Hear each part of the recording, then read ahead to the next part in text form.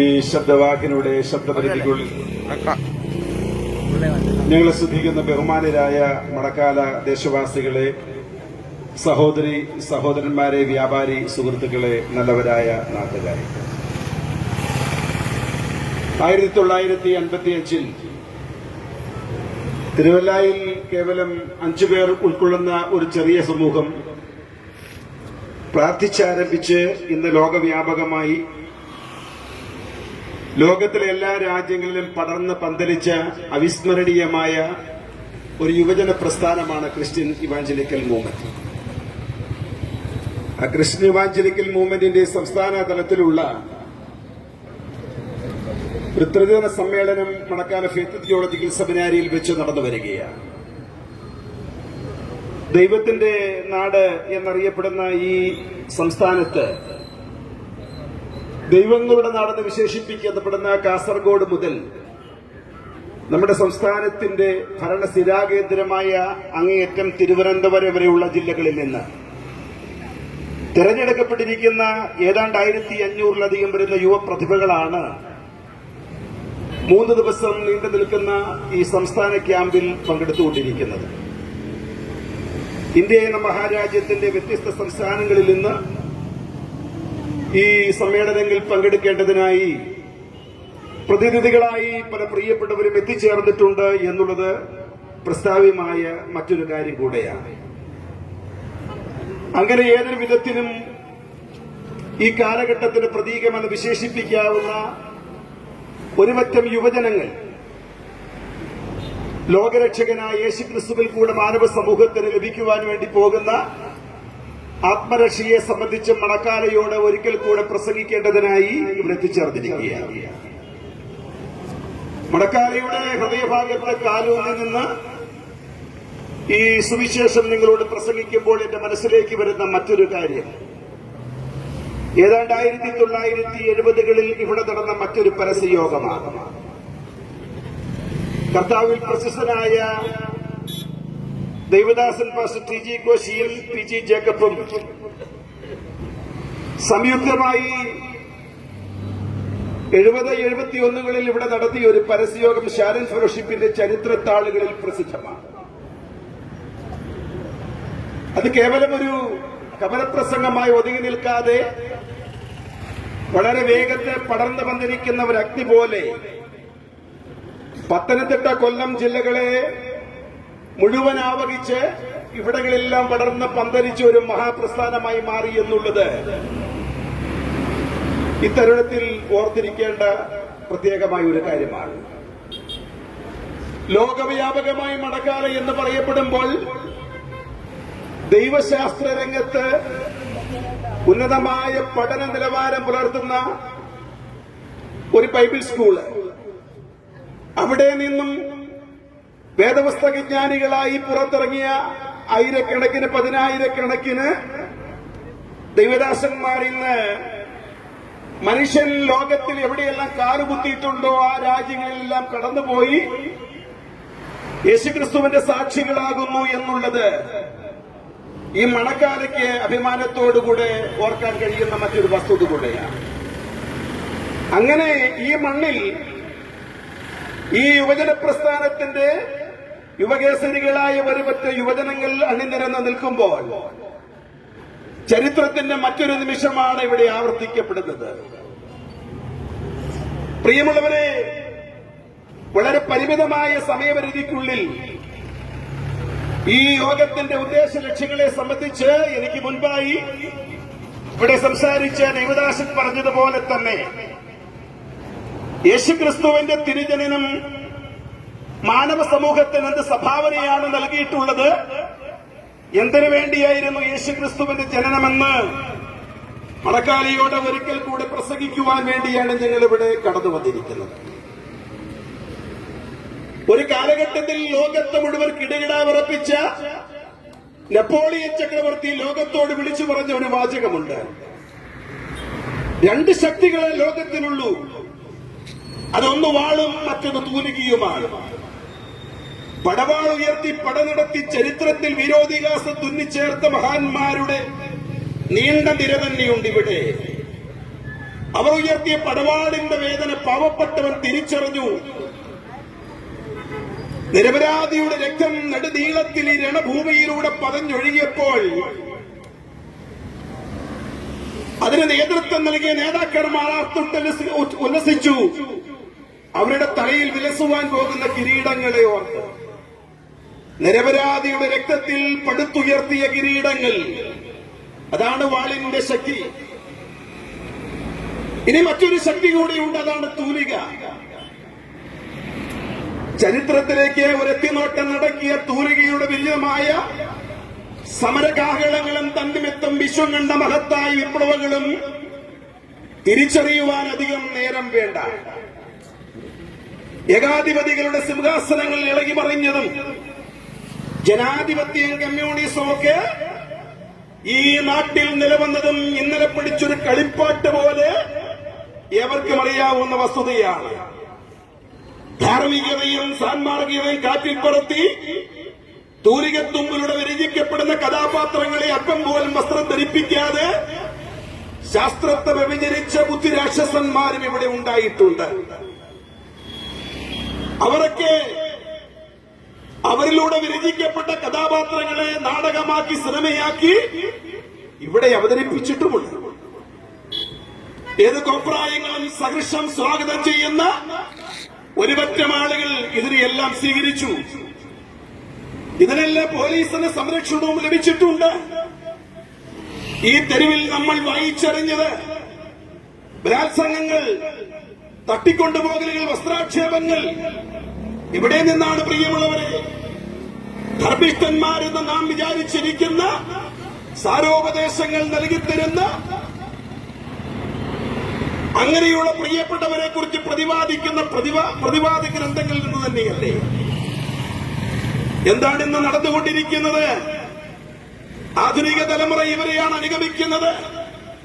മനുഷ്യ ചരിത്രത്തിലെ ആദ്യ സഹോദരൻ തന്റെ സഹോദരനോട് ചെയ്തതുപോലെ ഒരമ്മയുടെ ഉദരത്തിൽ നിന്നും മുൻപിലും പിറകിലുമായി ഇറങ്ങി വന്ന സഹോദര നേരെ നിറയൊഴിക്കുവാൻ ഒരു ദാക്ഷിണ്യവും കാണിക്കാത്ത മറ്റൊരു തലമുറ. അപ്പനെ നേരെ പടവാൾ ഉയർത്തി അംശാലോമിന്റെ പിന്തലമുറക്കാർ, സ്വന്തം ബന്ധുമിത്രങ്ങൾക്ക് നേരെ പേർത്തും ശരവർഷം നടത്തിയ അർജുനന്റെ പിന്തലമുറക്കാർ. ഇവർക്ക് ആവശ്യം സാവധാനതയല്ല, ക്രൂരതയാണ്. ഇവർക്ക് ആവശ്യം സന്തോഷമല്ല, രക്തച്ചൊരിച്ചിലുകളാണ്. അത് ഈ കാലഘട്ടത്തിന്റെ ഒരു പ്രത്യേകതയായി മാറിക്കൊണ്ടിരിക്കുന്നു എന്നുള്ളത് ഞാൻ പറയാതെ നിങ്ങൾക്കറിയാവുന്ന വസ്തുതയാണ്. മതസൗഹാർദ്ദം ഊട്ടി വളർത്തി വർഗീയതയെ തച്ചുടച്ച് പെറ്റുവളർത്തിയ സ്വന്തം നാടിനെ കൺമണി പോലെ സൂക്ഷിക്കുവാൻ ആഹ്വാനം നൽകിത്തന്ന ഒരുപറ്റം രാഷ്ട്രീയ പ്രബുദ്ധതയുള്ള നേതാക്കന്മാരുടെ നാട്ടിലാണ് നാം ഓരോരുത്തരും ജീവിക്കുന്നത്. ഇങ്ങനെയുള്ള ഒരു പ്രത്യേക പശ്ചാത്തലത്തിലാണ് ശരൺ ഫെലോഷിപ്പ് ചർച്ച് അതിന്റെ യുവജന വിഭാഗം സംസ്ഥാന വ്യാപകമായി തെരഞ്ഞെടുക്കപ്പെട്ട പ്രതിനിധികളുടെ ഒരു മഹാസമ്മേളനം മടക്കാലയിൽ വെച്ച് കൂടുന്നത്. അതും ഇന്ന് ഡിസംബർ മാസം 25-ാം തീയതിയാണ്. ഏതാണ്ട് BC 300 ശേഷമുള്ള കാലഘട്ടം പഠിക്കുമ്പോൾ ഡിസംബർ 25 എന്നുള്ളത് യേശുക്രിസ്തുവിന്റെ ജനന വർഷമായി, ജനന ദിവസമായി വളരെ ഉത്സാഹത്തോടുകൂടെ ലോകം മുഴുവൻ കൊണ്ടാടിക്കൊണ്ടിരിക്കുന്ന ഒരു പ്രത്യേക സമയമാണിത്. രണ്ട് സന്ദേശങ്ങളാണ് ഇന്ന് നിങ്ങളുമായി പങ്കുവയ്ക്കുവാൻ വേണ്ടി ഞാൻ താല്പര്യപ്പെടുന്നത്. എന്തായിരുന്നു യേശുക്രിസ്തുവിന്റെ ജനനം?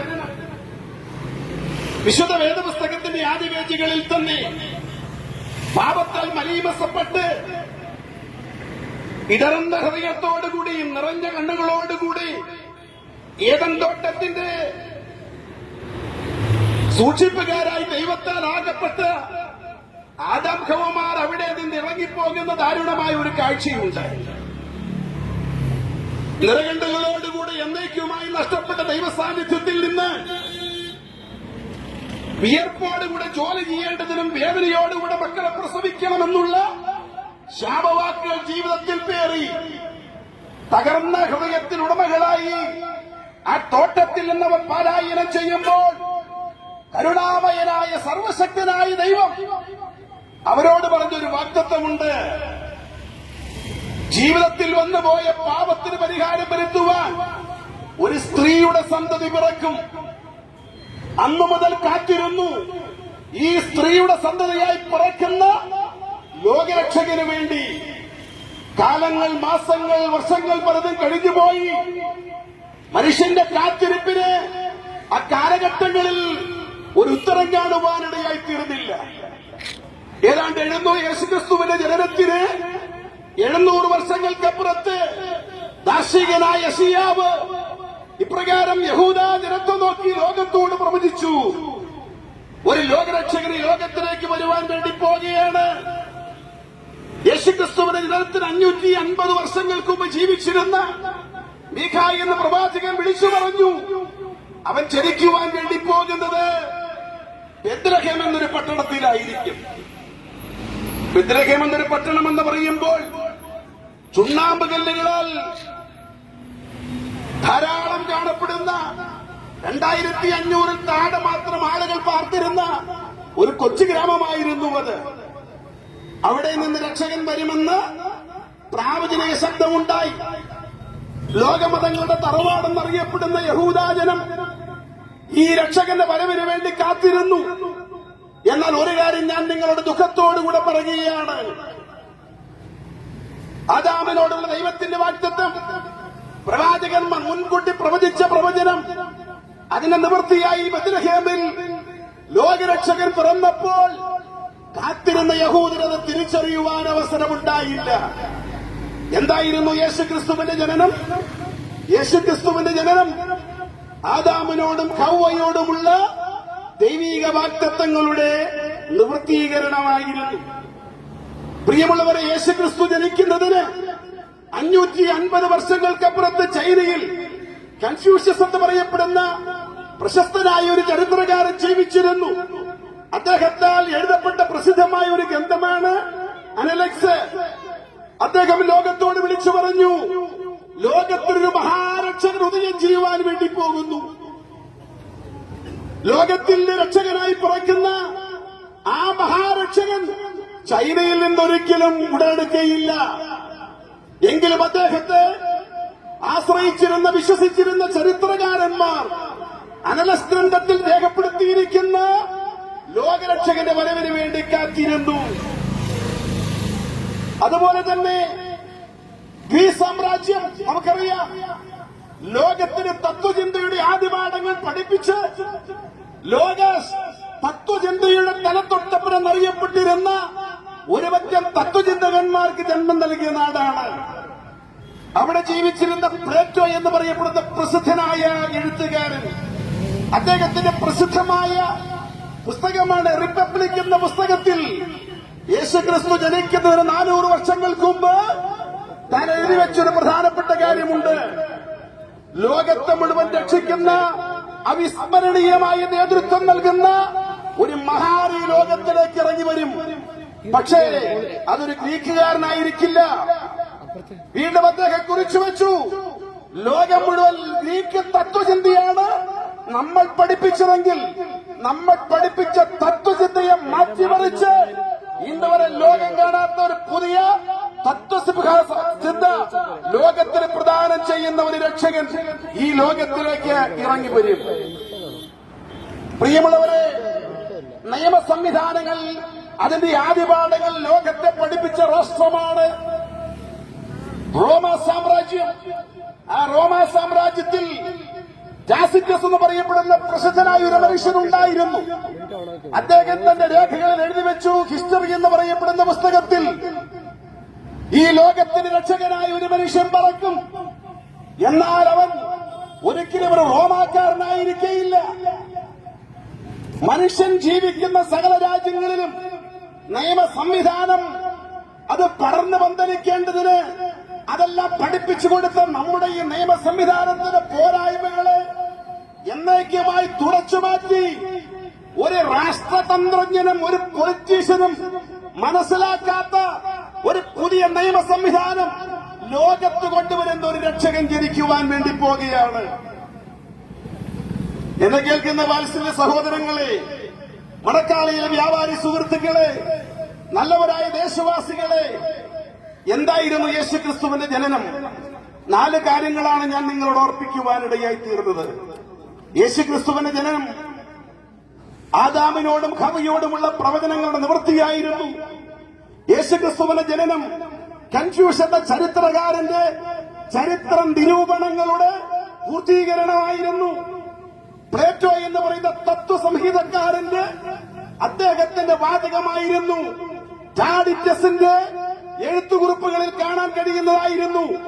അങ്ങനെയാണെങ്കിൽ ഞാൻ നിങ്ങളോട് പറയുന്നു, ലോകമതങ്ങളും ലോക നിയമങ്ങളും ലോക സാഹിത്യങ്ങളും ലോക സംവിധാനങ്ങളും എന്തിനേറെ പറയുന്നു പ്രവചനങ്ങളും പ്രവാചകന്മാരും പുരോഹിതന്മാരും എന്ന് വേണ്ട ലോകത്തിലെ സകല നിയമ സംവിധാനങ്ങളും ഒരു കുടക്കീഴിൽ ഒരുവോളം നിവർത്തിക്കപ്പെട്ട് ഇന്നുവരെ ഈ ലോകം കണ്ടിട്ടുള്ള ഏറ്റവും മഹത്വപൂർണമായ ഒരു സംഭവമായിരുന്നു യേശുക്രിസ്തുവിന്റെ തിരുജനനം.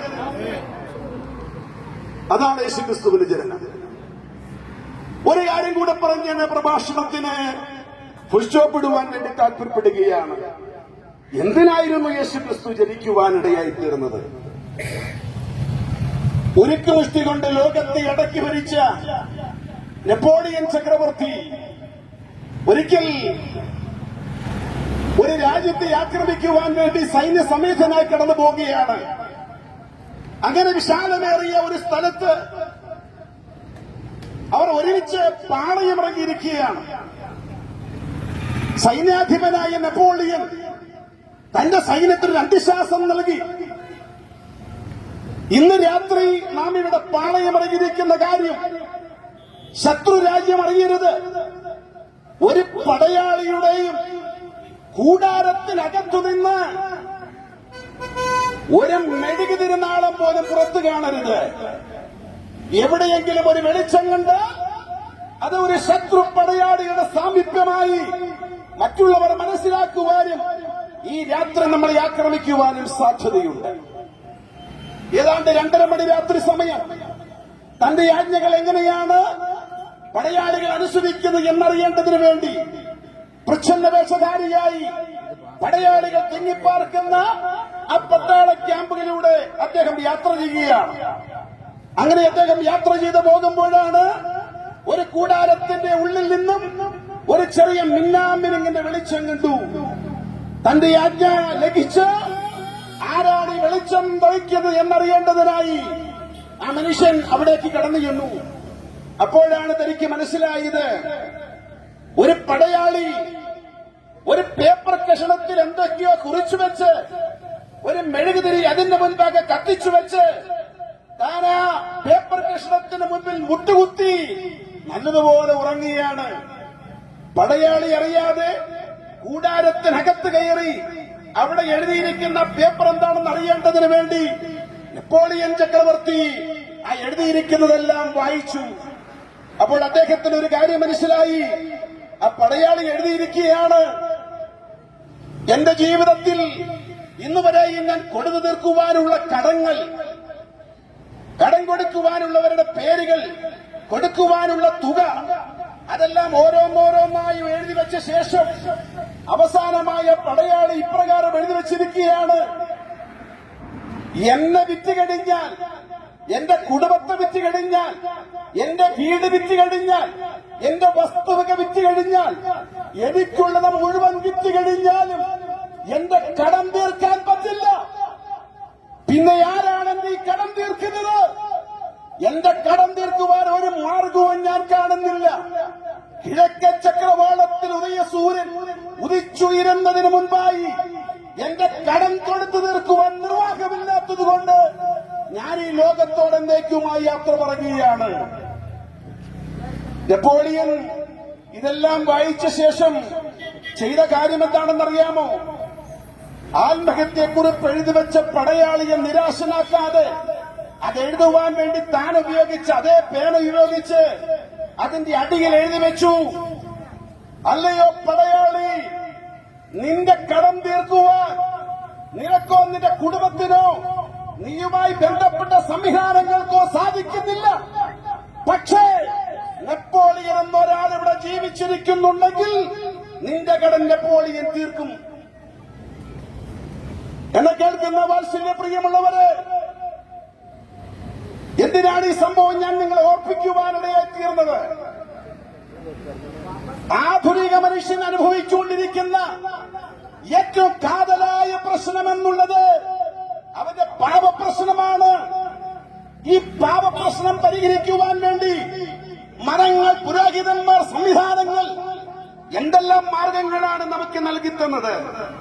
യാഗങ്ങളിലൂടെയും യോഗങ്ങളിലൂടെയും അർപ്പണങ്ങളിലൂടെയും തർപ്പണങ്ങളിലൂടെയും തിരുനാളുകളിലൂടെയും പെരുന്നാളുകളിലൂടെയും പുണ്യയാത്രകളിലൂടെയും സംവിധാനങ്ങളെല്ലാം ഉണ്ടായിട്ടും മനുഷ്യന്റെ പാപത്തിന്റെ കടം തീർക്കുന്നതിൽ മതങ്ങൾ പരാജയപ്പെട്ടു. മനുഷ്യന്റെ പാപത്തിന് കടം തീർക്കുന്നതിൽ യാഗങ്ങൾ പരാജയപ്പെട്ടു, പുരോഹിതന്മാർ പരാജയപ്പെട്ടു, സംവിധാനങ്ങൾ പരാജയപ്പെട്ടു. മനുഷ്യവർഗത്തിന്റെ പാപം തീർക്കുന്നതിൽ പരാജയപ്പെട്ട മതസംവിധാനങ്ങളെയും പൗരോഹിത്യ വർഗത്തെയും നോക്കിക്കൊണ്ട് യേശു ഇപ്രകാരം വിളിച്ചു പറഞ്ഞു: കാൽവറിയുടെ മുകളിൽ മനുഷ്യവർഗത്തിന്റെ പാപങ്ങളുടെ പരിഹാരത്തിനു വേണ്ടി പരമയാഗമായി തീരുമ്പോൾ യേശു ഇപ്രകാരം വിളിച്ചു പറഞ്ഞു: സകലവും നിവൃത്തിയായി. എന്താണ് ആ വാക്കിന്റെ അർത്ഥമെന്നറിയാമോ? പരാജയപ്പെട്ട മതസംവിധാനങ്ങളെ, പരാജയപ്പെട്ട യാഗങ്ങളെ, പരാജയപ്പെട്ട പുരോഹിതന്മാരെ, മനുഷ്യവർഗത്തിന്റെ പാപം അതെത്ര ഭീകരമാണെങ്കിലും അതിന്റെ കടം മുഴുവൻ ഞാൻ കാൽവറിയിൽ കൊടുത്തു തീർത്തിരിക്കുകയാണ്. എന്തിനാണ് യേശുക്രിസ്തു ജനിക്കുവാനിടയായി തീർന്നത്?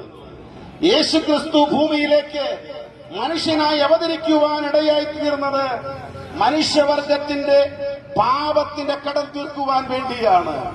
അന്നുവരെ മതങ്ങളും സംവിധാനങ്ങളും ചെയ്ത യാഗകർമാദികൾക്ക് പരിസമാപ്തി കുറിച്ച് സകലവും നിവൃത്തിയായി എന്ന് പറഞ്ഞ് സ്വന്തം തോളിൽ തലചായ്ച്ച് പ്രാണന ദൈവത്തിന്റെ കരങ്ങളിലേക്ക് ഏൽപ്പിച്ച് സകല യാഗങ്ങളുടെ പൂർത്തികരമായി യേശു കാൽവറിയിൽ മരിച്ചു. മണക്കാലയോട് ഒരിക്കൽ കൂടെ ഞങ്ങൾ ഉറക്കെ പ്രഖ്യാപിക്കുകയാണ്: യേശുക്രിസ്തുവിന്റെ യാഗത്തിലൂടെ മാത്രമേ മനുഷ്യന്റെ പാപപ്രശ്നത്തിന് പരിഹാരമുള്ളൂ. മറ്റൊരുത്തരിൽ രക്ഷയില്ല. നാം രക്ഷിക്കപ്പെടുവാൻ ആകാശത്തിന് കീഴിൽ മനുഷ്യരുടെ ഇടയിൽ നൽകപ്പെട്ട വേറെ ഒരു നാമവുമില്ല. രണ്ടാമതായി മറ്റൊന്നും മാറ്റിവെക്കാറില്ലാതെ ആത്മാവിന്റെ രക്ഷയ്ക്ക് വേണ്ടി ഒരേ ഒരു നാമം മാത്രം. മണക്കാലിയോട് ഞങ്ങൾ ഒരു കാര്യം കൂടി ഓർപ്പിക്കുകയാണ്. എനിക്കറിയാം, ഈ നാൽക്കവലയിൽ ഇതുപോലെയുള്ള ധാരാളം കവലപ്രസംഗങ്ങൾ നടന്നിട്ടുണ്ട്. ഇന്ന് വരെ കേട്ട കവലപ്രസംഗത്തെ പോലെ ഈ സന്ദേശം അവഗണിച്ച് മുൻപോട്ട് പോകരുത്. കാരണം ജീവിതം എപ്പോൾ വേണമെങ്കിലും അവസാനിക്കാവുന്നതാണ്. അടുത്ത പ്രഭാതത്തിൽ അടുത്തുള്ള ദേവാലയത്തിൽ നിന്ന് മുഴങ്ങുന്ന മണിയടി ശബ്ദം എന്റെയോ നിങ്ങളുടെയോ മരണത്തെ വിളിച്ചറിയിക്കുന്നതാണ് നമുക്കറിഞ്ഞുകൂടാ. പ്രിയമുള്ളവരെ, ജീവിതം ഹ്രസ്വമാണ്, എപ്പോൾ വേണമെങ്കിലും തീരാവുന്നതാണ്. എന്നാൽ ഇന്ന് രാത്രി ഈ സന്ധ്യയിൽ ഞങ്ങൾ നിങ്ങളോട് വിളിച്ചു പറയുന്നു: ഇപ്പോഴാകുന്ന സുപ്രസാദകാലം, ഇപ്പോഴാകുന്ന രക്ഷാദിവസം. ഈ സന്ദേശത്തെ അവഗണിക്കാതെ ഇപ്പോൾ തന്നെ യേശുവിന് വേണ്ടി ജീവിതം സമർപ്പിച്ചാൽ നിങ്ങളുടെ ആത്മാവ് യേശുവിനോടുകൂടെ നിത്യതയിൽ പ്രവേശിക്കുവാനിടയായി തീരുമാറാണ്. യേശുക്രിസ്തുവിന്റെ ജനനം ചരിത്രത്തിന്റെ, യേശുക്രിസ്തുവിന്റെ ജനനം തത്വസംഹിതയുടെ, യേശുക്രിസ്തുവിന്റെ ജനനം നിയമസംഹിതയുടെ പൂർത്തീകരണമായിരുന്നു. യേശുക്രിസ്തുവിന്റെ ജനനം മനുഷ്യന്റെ പാപപ്രശ്നത്തിന്റെ പരിഹാരമായിരുന്നു. ഒരിക്കൽ കൂടെ രണ്ട് കള്ളന്മാരുടെ മധ്യത്തിൽ കാൽവറിയിൽ മരിച്ചവനായ യേശുക്രിസ്തുവിനെ, അടക്കപ്പെട്ടവനായ യേശുക്രിസ്തുവിനെ, മൂന്നാം നാൾ ഉയർത്തെഴുന്നേറ്റവനായ യേശുക്രിസ്തുവിനെ ഈ ദേശത്തിന് മുൻപാകെ ഞങ്ങൾ ഉയർത്തിക്കാണിക്കുകയാണ്. ഈ സന്ദേശം കേട്ടുകൊണ്ടിരിക്കുമ്പോൾ ഇവിടെ നിന്ന് നിങ്ങളുടെ വീടുകളിലേക്ക് പോകുന്നതിന് മുമ്പായി നിങ്ങൾക്ക് വേണ്ടി പ്രാർത്ഥിക്കുവാൻ ഞങ്ങൾക്ക് താല്പര്യമുണ്ട്. ഒരാളെങ്കിലും, നിങ്ങൾ ഏത് മതവിഭാഗത്തിൽപ്പെട്ടയാളാണെങ്കിൽ, ഏത് വിദ്യാഭ്യാസ നിലവാരമുള്ളയാളാണെങ്കിൽ, നിങ്ങൾ ഏത് ജോലി ചെയ്യുന്ന ആളാണെങ്കിലും ഉയർത്തിപ്പിടിക്കുന്ന കൊടിയുടെ കളർ എന്തു തന്നെ ആയിരുന്നാലും മനുഷ്യനായി പിറന്നവനാണോ, നിനക്കൊരു രക്ഷ ആവശ്യമാണ്. അതിനുള്ള മാർഗമാണ് യേശുവിന്റെ ജനനവും യേശുക്രിസ്തുവിന്റെ ജീവിതവും മരണവും അടക്കവും ഉയർത്തെഴുന്നേൽപ്പും. ആ യേശുക്രിസ്തുവിനെ രക്ഷകനെ കർത്താവുമായി സ്വീകരിച്ച് യേശുവിന് വേണ്ടി ജീവിതം സമർപ്പിച്ച് ധന്യമായ ഒരു ക്രിസ്ത്യ ജീവിതത്തിന്റെ ഉടമകളായിട്ട് മാറുവാൻ ഈ ദേശത്തെ ഒരിക്കൽ കൂടെ ഞങ്ങൾ ആഹ്വാനം ചെയ്തുകൊണ്ട് ഞാൻ എന്റെ വാക്കുകൾ അവസാനിപ്പിക്കുന്നു. സർവശക്തനായ ദൈവം നിങ്ങൾ എല്ലാവരെയും ധാരാളമായി അനുഗ്രഹിക്കുമാറാകട്ടെ.